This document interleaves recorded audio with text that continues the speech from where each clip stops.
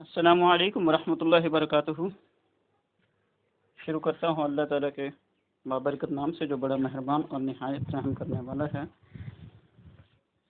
शुक्र है उस अल्लाह का जिसने अपनी तमाम नेमतों से हमें नवाजा। CSS लेक्चर है हमारे पास। सब्जेक्ट है इंग्लिश प्रेसी एंड कंपोजिशन और बहुत ही इम्पॉर्टेंट सब्जेक्ट है, कंपलसरी है। 6 कंपलसरी हमारे पास सब्जेक्ट होते हैं, तो उसमें इंग्लिश प्रेसी एंड कंपोजिशन कंपलसरी भी है और डिफ़िकल्ट भी है। लेक्चर नंबर 1 है पार्ट नंबर 1 का, और पार्ट नंबर 1 हमारे पास क्या है, इंग्लिश ग्रामर। पार्ट नंबर 1 में हम इसकी इंग्लिश ग्रामर को कवर करेंगे, क्योंकि इंग्लिश ग्रामर जब तक हम नहीं सीखेंगे तब तक किसी भी तरह की इंग्लिश को पढ़ना, वो चाहे प्रेसी है, वो चाहे कंप्रीहेंशन पैराग्राफ है, वो चाहे ऐसे है, ठीक है, ईडीएम है, फ्रेज है, कुछ भी है, उसके लिए हमें एक तो इंग्लिश की ग्रामर और दूसरा वोकेबलरी का बहुत ज़्यादा होना लाजमी है। टुडेज टॉपिक हमारे पास है पार्ट्स ऑफ स्पीच। हमारे पास पार्ट्स ऑफ स्पीच कितने हैं और कौन कौन से हैं, उनकी डेफिनेशन क्या है, आज हम इसको कवर करेंगे। पार्ट्स ऑफ स्पीच हमारे पास 8: noun, pronoun, adjective, verb, adverb, preposition, conjunction, interjection. So noun क्या चीज़ है? तमाम के तमाम जो इसके पार्ट्स हैं, हर एक में हम इसकी टर्मिनोलॉजी पे पढ़ेंगे, डेफिनेशन भी पढ़ेंगे, एग्जांपल भी पढ़ेंगे। टर्मिनोलॉजी में हम ये पढ़ेंगे कि वर्ड कहाँ से आया, उसका मीनिंग क्या है, ठीक है, कहाँ से मुखफ़फ़ किया गया, नाउन किस ज़बान का लफ्ज़ है, ठीक है, और उसके बाद डेफिनेशन और फिर एग्जांपल। टर्मिनोलॉजी की तरफ बढ़ते हैं। The word noun comes from the Latin nomen. लातीनी ज़बान का एक लफ्ज़ है नॉमन, जिससे ये माखूज़ है, और नॉमन का मतलब होता है नेम। सो शॉर्टकट नाउन क्या हुआ, किसी चीज़ का नेम हुआ, किसका, किसी प्लेस का, किसी जगह का, यानी ठीक है, किसी शख्स का या किसी भी क्वालिटी का, किसी एक्शन का, किसी की फीलिंग का, यानी जो चीज़ एग्जिस्ट करती है उसका जो नाम हम लेते हैं वो क्या होती है, नाउन होता है। ठीक है, definition: noun is a part of speech that is use to name a person, जो कि किसी शख्स को नाम देने के लिए इस्तेमाल होता है। अ प्लेस, किसी जगह को। अ थिंग, किसी शय को। अ क्वालिटी, किसी की खसूसियत को। एन एक्शन, किसी के काम को। और एन अब्स्ट्रैक्ट आइडिया, और एक ऐसा आइडिया जो कि हमारे माइंड में आता है, सच एज फीलिंग और quality, and can function as the subject और the object of the verb. तो ये किसी शख्स, किसी जगह, किसी शय, किसी की ख्वास, किसी के एक्शन, किसी के काम, किसी के आइडियाज़, ठीक है, किसी की फीलिंग्स को नाम देने के लिए जो लफ्ज़ इस्तेमाल होता है उसे हम नाउन कहते हैं। और ये एज ए सब्जेक्ट के तौर पर जो हम जो है सेंटेंस लिखते हैं, अक्सर आप टेंसेज में पढ़ते हैं कि सेंटेंस शॉर्टकट जो होता है वो 3 चीज़ों से मिलकर बनता है: सब्जेक्ट, वर्ब, ऑब्जेक्ट। तो उसमें जो सब्जेक्ट और ऑब्जेक्ट है उसके तौर पर भी ये नाउन काम करता है, ठीक है, और अपोजिटिव, उसके अपोजिटिव के तौर पर भी काम करता है। अपोजिटिव को तफसील से भी हम एक लेक्चर में पढ़ेंगे। Example: someone stole a bag, किसी ने बैग चुरा लिया। तो यहाँ पे जो बैग है ये एग्जिस्ट करता है, और किस चीज़ का नाम है, एक थैला है जिसके अंदर आप अपना सामान वगैरह रखते हैं या अपनी बुक्स वगैरह रखते हैं। तो थैले को जो हमने नाम दिया है, थैला ही, थैला बजाते खुद एक नाउन है, ठीक है, क्योंकि थैला एक नाम है किसी चीज़ का, उस बैग का। उर्दू में हम उसे थैला कह देते हैं, इंग्लिश में हम उसे बैग कह देते हैं। ये जो बैग है ये इंग्लिश वर्ड है नाउन का, और थैला जो है वो उर्दू वर्ड है इसम का।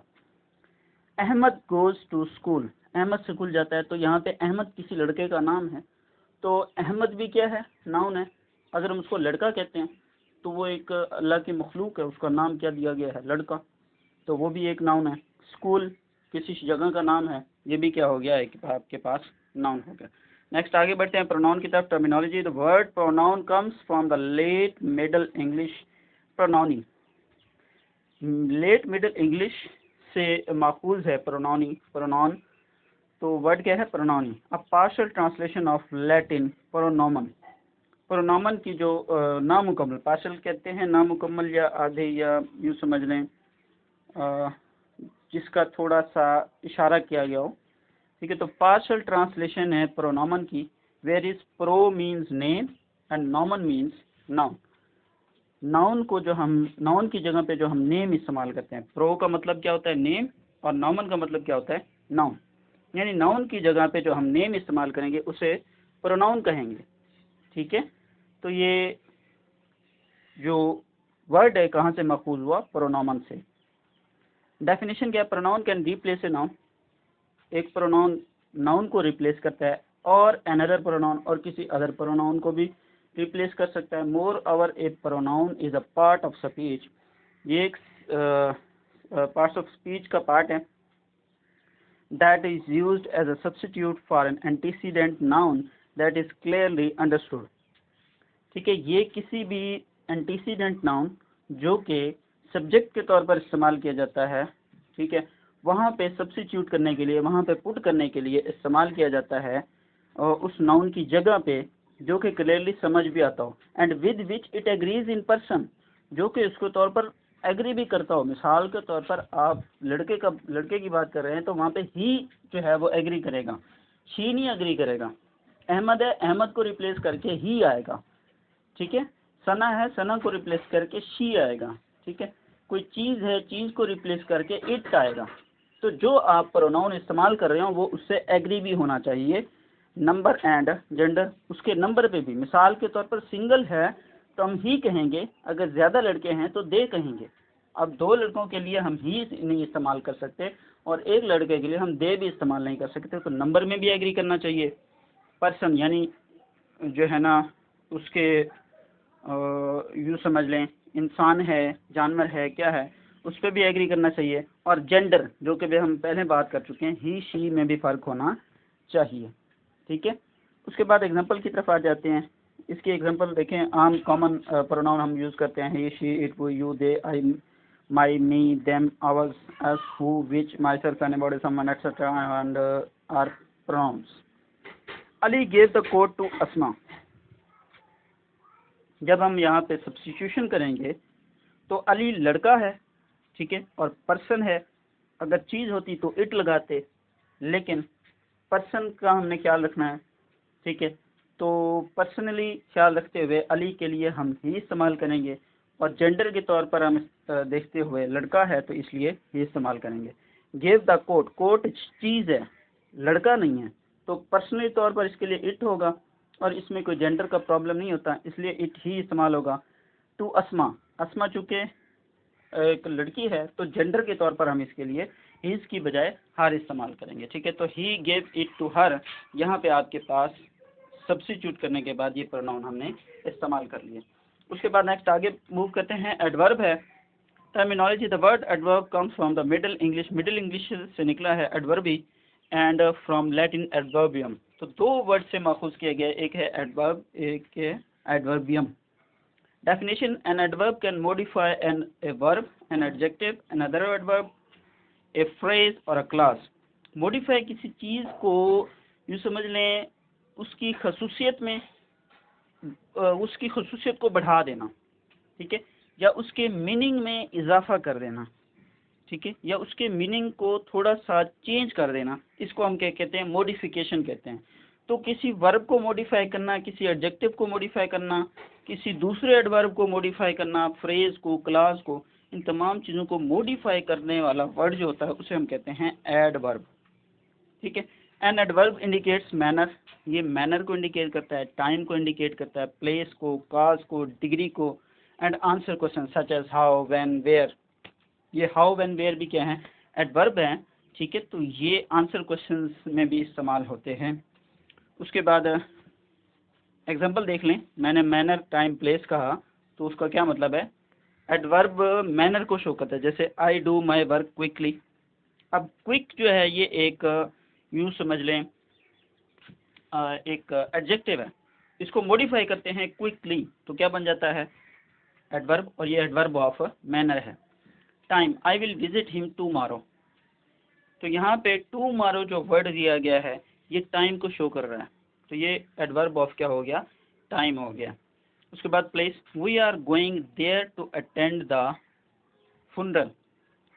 ठीक है, फुनरल को हम नमाज जनाजा पढ़ने जा रहे हैं, फुनरल कहते हैं नमाज जनाजा को, हम नमाज जनाजा पढ़ने जा रहे हैं, तो यहाँ पे कहाँ पे, वहाँ।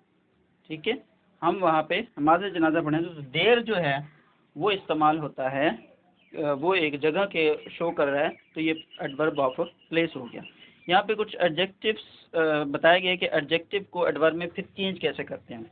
मैंने कहा ना कि एडजेक्टिव से एडवर्ब बनता है, वर्ब से एडवर्ब बनता है, एडवर्ब से और एडवर्ब बनता है, फ्रेज से एडवर्ब बनता है, क्लास से बनता है। तो किसी क्लास को मॉडिफाई करता है, फ्रेज को। तो एडजेक्टिव से एडवर्ब कैसे बन जाता है, ये इजीली है। अक्सर हम एल वाई लगा के हम इसे जो है ना चेंज कर लेते हैं, हार्ड से हार्डली, होपफुल से होपफुली। लेकिन कुछ एडजेक्टिव ऐसे हैं जो सेम टू सेम रह जाते हैं, जैसे लेट से लेट ही आता है, अर्ली से अर्ली ही रहता है। नेक्स्ट फोर्थ पे है एडजेक्टिव टर्मिनोलॉजी। एडजेक्टिव जो है ये लेट लैटिन वर्ड से एडजेक्टिविस से माखूज है, जिसका मतलब है टू ऐड टू, किसी चीज़ में इजाफा करना। तो it is a part of speech you know that modifies a noun, ये मॉडिफाई करता है। अच्छा, ये क्वालिटी में मॉडिफाई करता है, किसी की खसूसियत में मॉडिफाई करता है। वो मीनिंग में मॉडिफाई करता था एडवर्ब, ये किसी चीज़ की खसूसियत में। अच्छा, वो भी वैसे खसूसियत, मीनिंग और उन चीज़ों में जो है ना एडिशन करता है, लेकिन ये किसी चीज़ की अच्छाई है, बुराई है, या किसी भी तरह की खसूसियत है, उसमें क्या करता है, एडिशन करता है। तो मॉडिफाइज ए नाउन, प्रोनाउन और other substantive by describing qualifying quantifying और स्पेसिफाइंग वर्ड्स।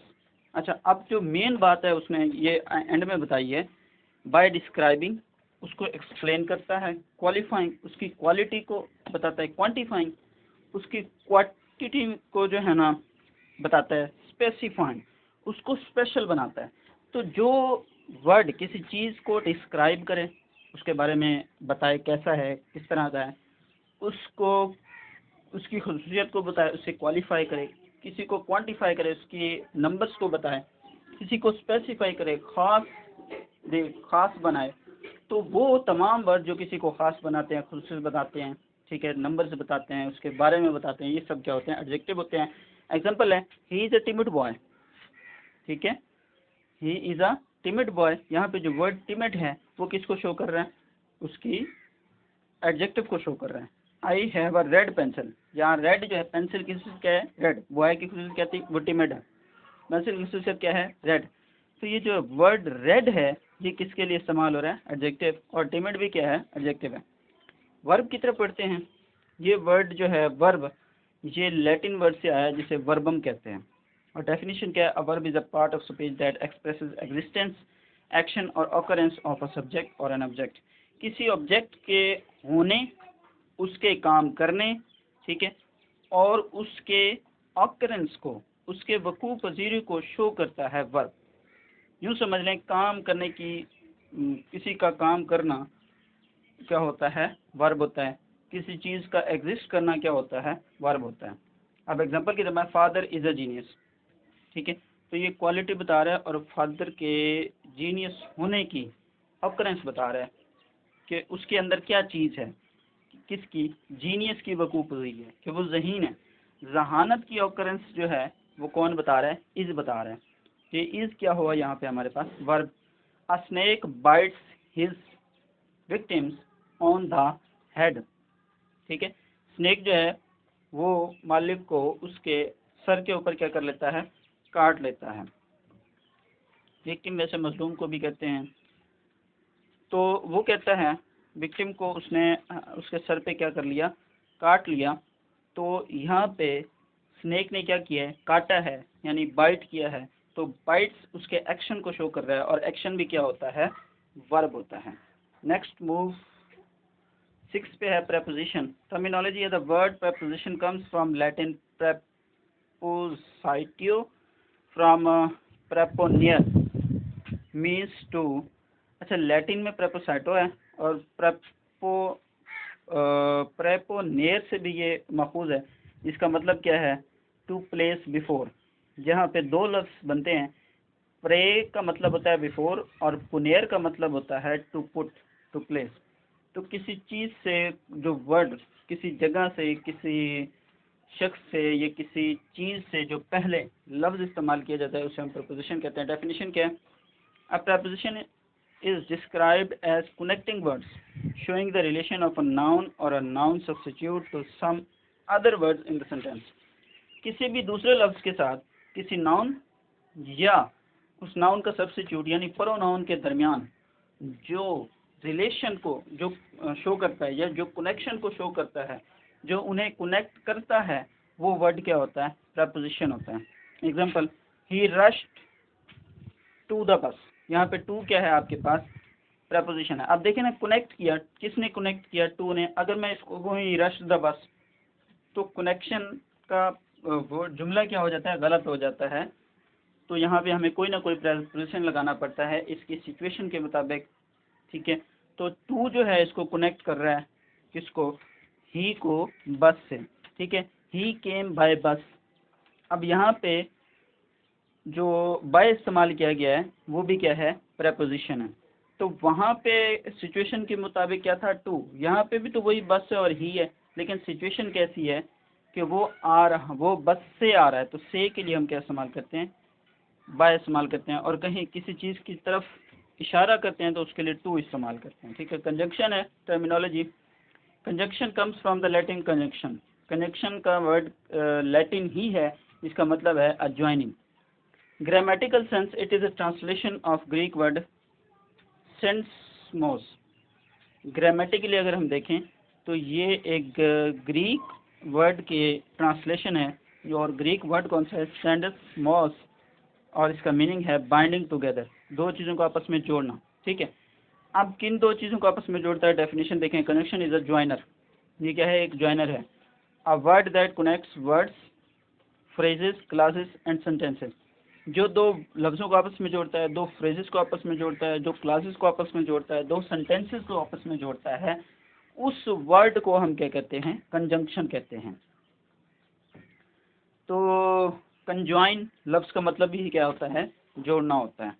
एग्जाम्पल है अहमद एंड अरहम, दो वर्ड है, अहमद अरहम, दोनों को जोड़ कौन रहा है? एंड। तो एंड क्या हुआ? कंजंक्शन हुआ, are friends. He will drive or fly, ठीक है। ड्राइव और फ्लाई, तो ड्राइव और फ्लाई को जोड़ कौन रहा है? और। तो और यहाँ पे क्या हुआ आपके पास? कंजंक्शन हुआ। लास्ट मूव की तरफ बढ़ते हैं। लास्ट में हमारे पास है interjection. Terminology, the word interjection literally means throw in between. इसका जो लिटरली लफ्जी तौर पर मीनिंग देखें तो वो है थ्रोन इन बिटवीन, किसी चीज़ के दरमियान में फेंकना। And comes from the Latin word inter, meaning between, and in iacere meaning throw. तो दो वर्ड से ये माखूज है। लैटिन वर्ड है कौन से? इंटर और आइसियर। दोनों का मतलब क्या है? बिटवीन, थ्रोन इन बिटवीन, अगर मुकम्मल तौर पर देखें तो। यहाँ पे definition, an interjection is a part of speech, बिल्कुल पार्ट ऑफ स्पीच है, that usually has no grammatical connection to the rest of sentence, जिसका बाकी सेंटेंस से कोई ताल्लुक नहीं होता, एंड सिंपली एक्सप्रेसेस इमोशंस। देखिए, ये जो आपके पास इंटरजेक्शन है, गौर से सुने, मैंने क्या लिखा है? Has no grammatical connection to the rest of sentence. आपके सेंटेंस में बाकी जितने जुमले होंगे उनसे इसका कोई कनेक्शन नहीं होगा, उसमें आपने जो कहना है कहते रहें। लेकिन ये एक वर्ड जो है खुद, ये एक इमोशन है, अच्छी, बुरी, सैड, ठीक है, हैरानगी की, जो आप इमोशन ज़ाहिर करते हैं, वो पार्ट ऑफ स्पीकर जो अपना इमोशन ज़ाहिर करता है उसको हम क्या कहते हैं? इंटरजेक्शन कहते हैं। It usually followed by an exclamation mark. इसके एंड में हम एक्सक्लेमेशन मार्क लगाते हैं। उच दैट हर्ट्स, हुई, ये तो क्या करता है? दर्द करता है। जो ऊंच का मतलब जो है, ऊंच जो है ये एक ऐसा वर्ड है जो कि मतलब आपको कोई चीज़ दर्द कर रही है तो तब हम इस्तेमाल करते हैं, और ये इमोशंस को शो कर रहा है। अब अगर वो सिर्फ इतना कह देता ना ऊंच, तो पता लग जाता कि इसको दर्द हो रहा है। तो दैट हर्ट्स का इससे कोई कनेक्शन नहीं है, उसने कहा है या नहीं कहा। हाय पुट द चेयर डाउन, ठीक है। तो हाय हमने उसे मुखातिब करके कहा है, ठीक है, हाय पुट द चेयर डाउन। उसके बाद इंटरजेक्शन देखें, हुर्रा, कुछ लिखे हुए हैं किसके लिए इस्तेमाल होता है? हुर्रा खुशी के लिए इस्तेमाल होता है। ओहो, अलास, आहा, रिग्रेट और ग्रीफ, यानी कि यूँ समझ लें किसी की कमी को लिए इस्तेमाल होता है, गम में। टुट टुट, बोश, पुहु, impatience, contempt, rebuke, aha for surprise, wow for wonder and admire, bravo for approval. So ये थे हमारे पास 8 parts of speech. Wish you best of luck. खुदा हाफिज़।